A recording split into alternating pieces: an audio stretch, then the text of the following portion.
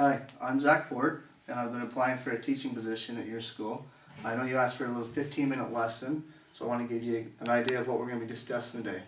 Okay, so we're in the classroom setting now. Class, everybody's here today? Okay, thank you for coming. Let's go ahead and get started, okay? On the board here, I do have listed the objective for today. So our first objective, of course, is going to be list 2 things. We're going to be talking about a few things today. 2 things that Ford did to improve production with the assembly line. Now remember, class, as we talked last time, we were discussing the muckrakers. Now remember who muckrakers are? We discussed those through Teddy Roosevelt. Remember he coined that name up with them, going over from because it was the people that were in the streets, sweeping the streets, called muckrakers, mucking up the rig. Now, journalists took this as a badge of honor to wear this because he coined it up and pinned it on the journalists at this time that were writing up stories about big business and the things they were doing bad. We have Upton Sinclair. Now remember that what we read last time in chapter 14 about how they made sausage in the meat industry? Yeah, pretty gross, right?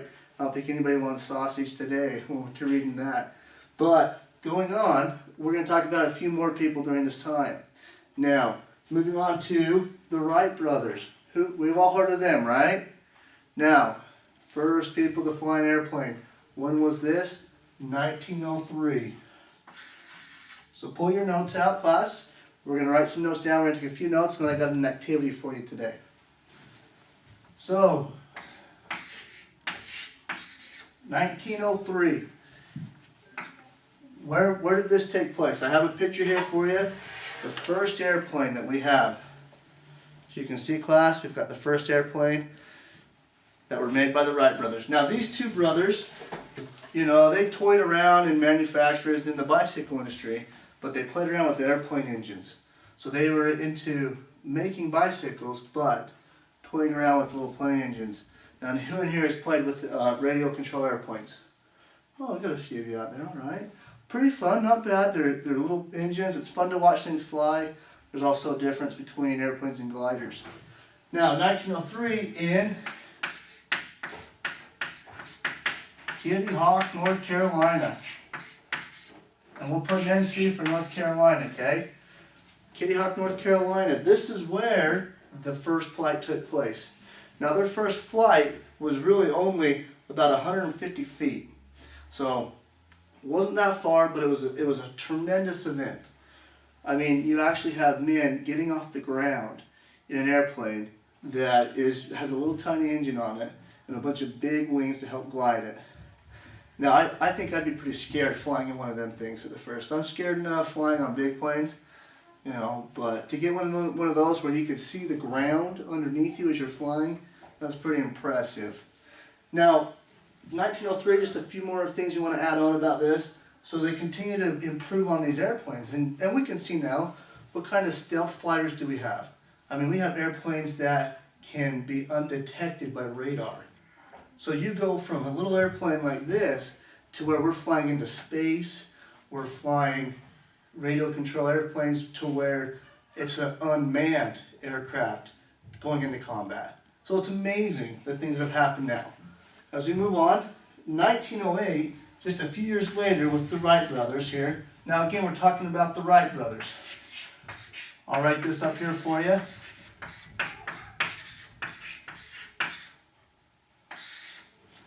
Now in 1908, a couple things happened here. 1908, the Wright brothers signed a contract with the U.S. Army, and we began making aircraft for our military. Hence, the Air Force is going to begin to come about. Now, signed a contract with the U.S. Army. And in 1908, we know what happens from there on. We can see it now, evidence of it today, the kind of aircraft that we have. Now, students, we're going to move forward a little quicker now, so just a few things we want to touch. We're not going to test a lot on the Wright brothers, but I do want to make you aware of what they did. Now, moving on, let's go ahead and erase this. Everybody's got their notes down. So 1908 signed a contract with the U.S. Army. And then 1903 is where the first flight took place. And we erase this because also in 1908, we're moving over to now an industry that increased productivity of all sorts of cars, and we've also taken what we call the assembly line and moved it into manufacturing foods, any kind of goods you can think of. We pretty much have done an assembly line with it. Cars have always been on the assembly line. Now let's go ahead and erase this for you.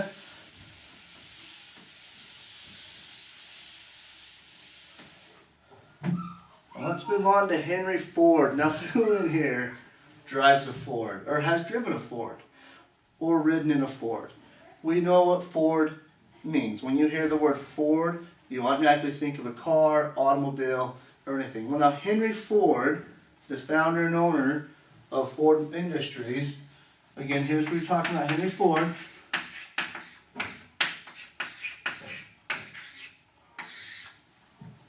Henry Ford, 1908. We just talked about this date, right? Okay, 1908, Henry Ford comes up with what he calls the assembly line. This is to increase productivity. Now again, what was our objective today? We want to list two things that Ford did to improve production. Because now Henry has come out with the internal combustion engine, which means the car is what a car uses. You're using gasoline and for the pistons inside to work mechanically to create that internal combustion and make the engine run. Take something that's sitting there and moving forward. So, 1908, we have the assembly line.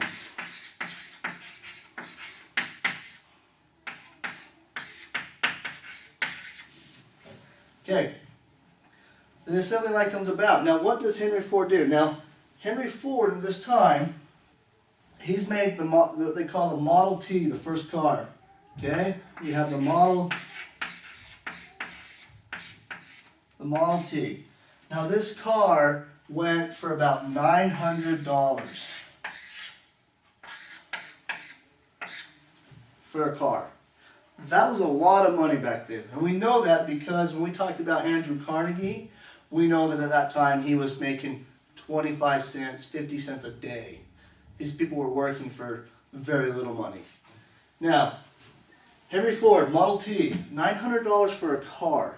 You're talking, this is going to take years to save up for. Years. Well, it was Ford's goal, and you want to write this down too, you will be tested on this. Goal was for every American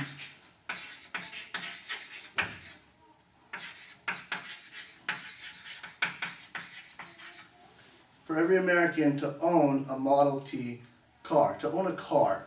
Now, what he has to do is in order for that to happen, you got to decrease the price. But in order to decrease the price and still make a profit, you got to be able to make a lot of products in a short amount of time. Hence the assembly line. And we're going to do an activity today that's going to show that. Now, for every American to own a car, to own a Model T car. We'll just put own a car for right now.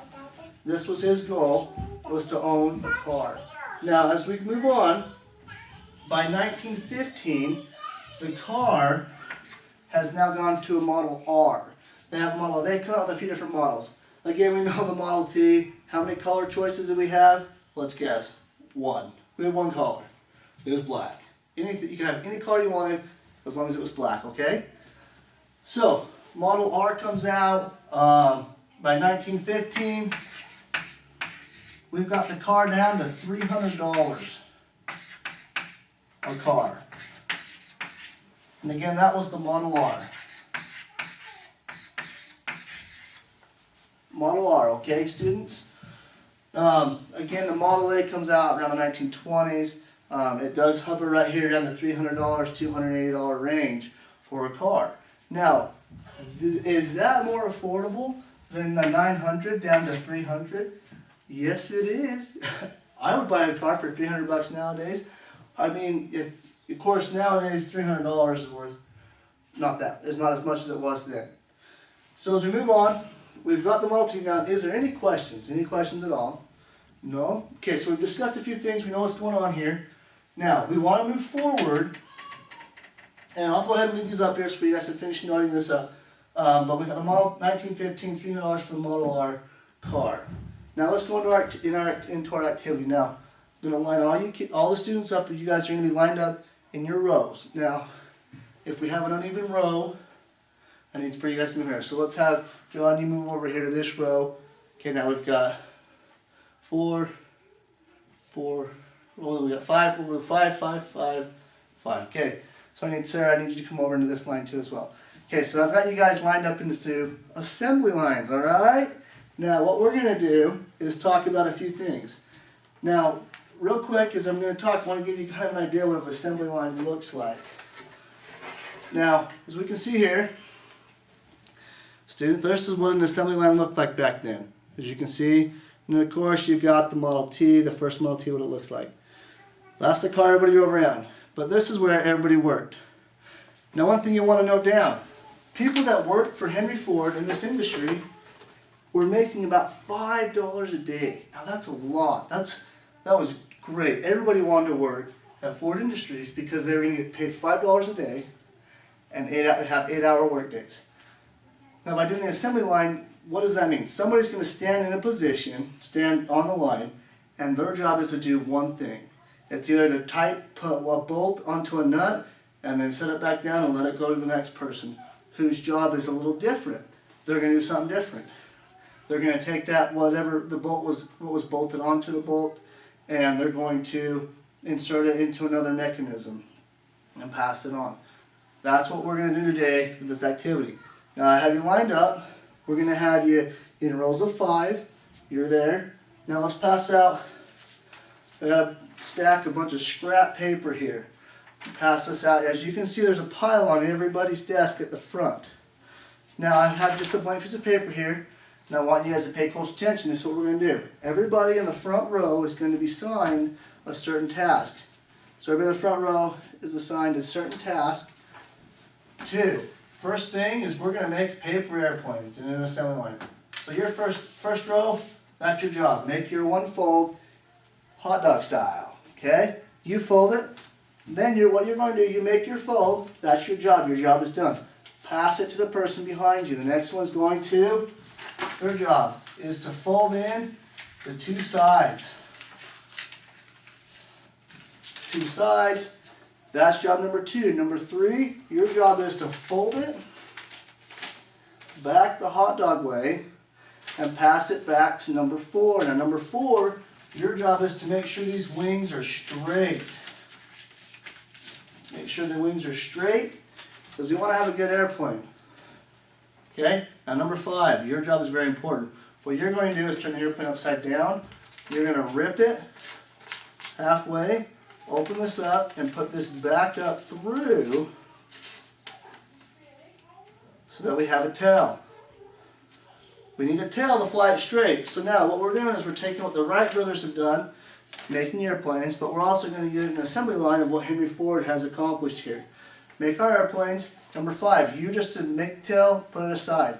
At the end of the activity, we'll line up at the end of the room. I have a garbage can up here, and we will throw them. Now, I'm going to give you 4 minutes. 4 minutes is all you have to make as many airplanes as possible. And then we'll count it off each group. Each group will make them, throw them into a garbage can. If they make it, get 10 points. If they make it just past the front row of line desk, we'll give them a point. And we'll have a little surprise for the winning team. Alright? So, any questions, class? Okay. Let's begin. And that would be the activity after that. We would go into just a review again of what we've done, and we would finish up with a crossword puzzle. I'm going to have you students do a crossword not crossword, sorry, yeah. Word search. Is it a word search? Crossword. And then you'll do is just take the words on the bottom here, and in your books you'll find the definition. I want you to list them with the definition on the back. That is your assignment for today. You can take this home and do it. Excuse me, easy homework, okay, students? Thank you. Have a good day.